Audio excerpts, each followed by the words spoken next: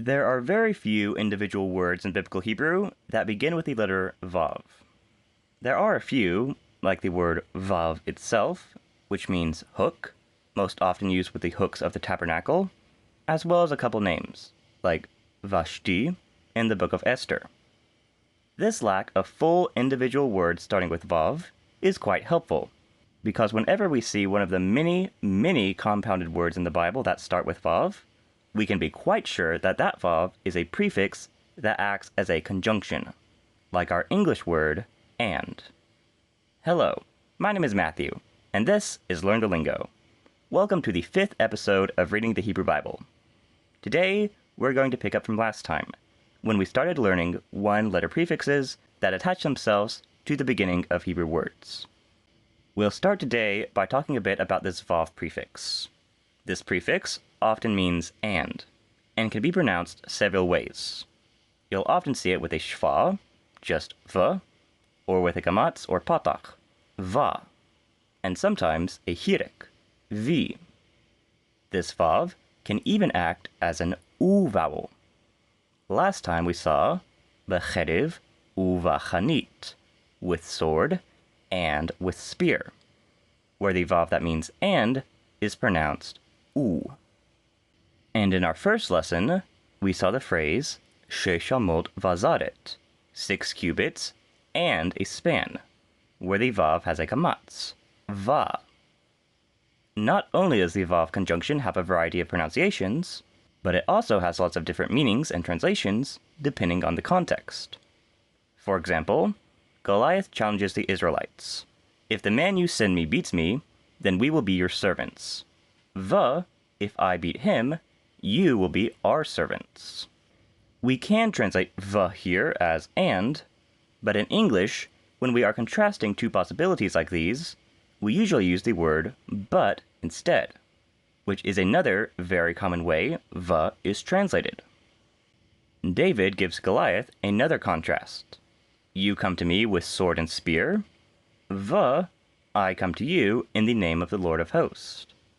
Again, in places like these, is usually understood as our English word but. Can also mean or in certain places.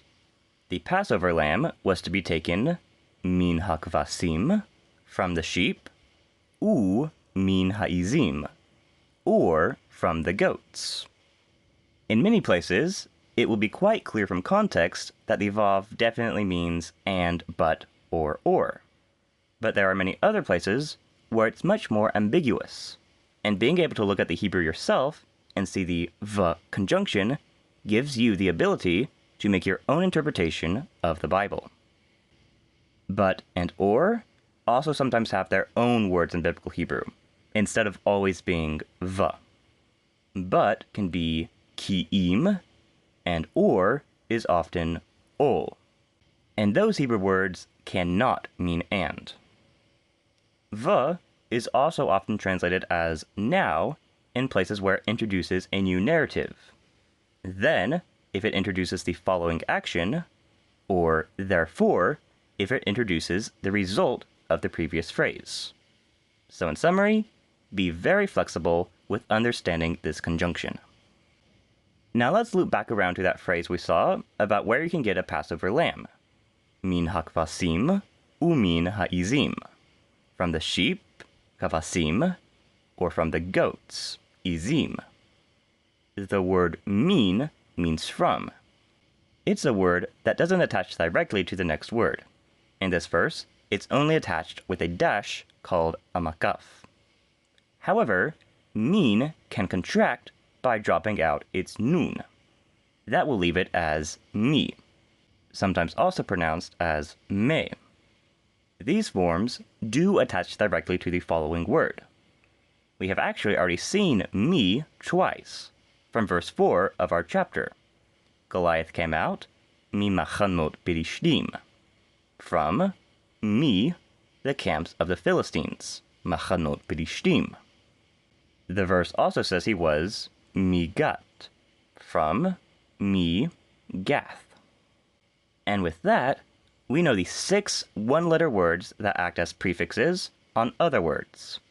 ha, b, l, k, v, and mi. Now let's learn a little more about those prepositions we learned last time, b, l, and k. Last time, we saw l was used when David's brothers followed Saul, la milchama, to the war. Let's take a closer look at this word, la milchama. Instead of la, the prefix is la. And instead of meaning to war, it means to the war, even though we don't say a ha that we know means the. I'll show you what's going on here. When one of these three prepositions, b, l, or k, is attached to a word with ha, like hamilchama, the war, the preposition and its usual schwa will contract with the hey and its vowel, here a patach. The schwa and the hey will drop out when this contraction happens. So when we add l to hamilchama, the war, we don't get la hamilchama, but la milchama, to the war.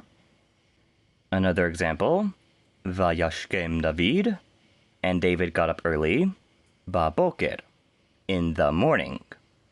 Boker is morning, so the morning is haboker. In the morning is not b'haboker, because b and ha contract to ba. Baboker, in the morning. We'll also see this with k. In verse 30, we get the phrase, they answered David, kadavar harishon. Hadavar harishon means the previous word, davar. And when we add k to this, it doesn't make k hadavar harishon, but ka davar harishon. In this verse, k can be translated as according to, ka davar harishon, according to the previous word. In other words, they gave him the same answer those before had given him. The other attached preposition, mi, does not contract with ha. From the is meha, attached to the beginning of a word. In verse 34, David talks about a lion or bear taking a lamb, mehaeded, from the flock, eded.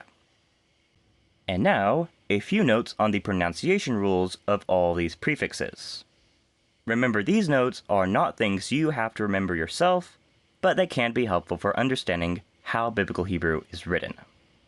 We'll start with the three prepositions b, l, and k, which all have the same rules.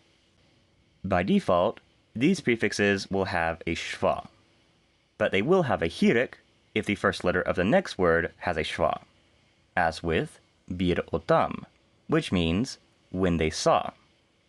The b, which means when in this context, has a hirik because the first vowel of the following word is a schwa. If this first letter is a yod with schwa, the preposition will have a hirik, and the yod will drop its schwa, which makes it lose its consonant sound and act as an e vowel together with the hirik. For example, in Judah is b attached to Yehuda. When the two words go together, the b gets a hirik, and Yehuda loses its y consonant sound. This is not b-Yehuda, but bihuda. If the first vowel of a word is a patach schwa, the vowel on the preposition will be a patach. We saw this with b'cherev uva-chanit, with sword and with spear. This patach can be confused with the patach that means the under these prepositions, so watch out for it. It does not necessarily mean the in these cases. One last irregularity is with the loan word Elohim, which means God or gods. When these prepositions are added, they receive a tsere, and the aleph in Elohim loses its segul shva. Belohim, in God, lelohim, to God, Kelohim, like God. Back to Bihuda, in Judah, With words like Yehuda that begin with a yod or shva, the vav conjunction will also be irregular in the same way as the prepositions. The word for and Judah is not v'Yehuda, but v'Huda. Also like b, l, and k, the vav prefix is normally spelled with a shva, pronounced v. But if the first letter of the attached word has a shva, its pronunciation changes. The v here will change to u. We see this in verse 44 with the phrase Le'of hashamayim ul vehemat hasadeh. Of hashamayim means the birds of the skies, and behemat hasadeh means the beasts of the field. Two common phrases. They both have a l preposition that means to, with shvas. When the vav attaches to levehemat, since the letter after the vav has a shva, the vav is pronounced u. Le'of hashamayim ul vehemat hasadeh, to the birds of the skies and to the beast of the field. This u pronunciation of the conjunction also happens when the next letter is bet, mem, or pe. You can remember that with the bump rule. The vav will say u, like you, if the next letter is b, m, or p, b, m, p. We've already seen that with b'cherev, uvachanit, uvchidon, with sword and with spear and with javelin. The two vavs say u because they come before the preposition bet. You'll also see the vav pronounced va sometimes with nouns, like vazaret and a span, and very often with verbs, as in vayomer or vayetze. That is an important aspect of biblical Hebrew verbs we'll discuss later on. Finally, the contracted form of min, from, can be mi or me. Usually, it will be pronounced mi, as in Goliath shemo mi Gat. Goliath was his name from Gath. But, as we've seen with the hey prefix, when the first letter of the next word is a guttural, aleph, ein, chet, or hey, or resh, mi will change to me. In verse 57, David comes back from smiting the Philistine. Smiting in this verse is hakot, which starts with the guttural hey.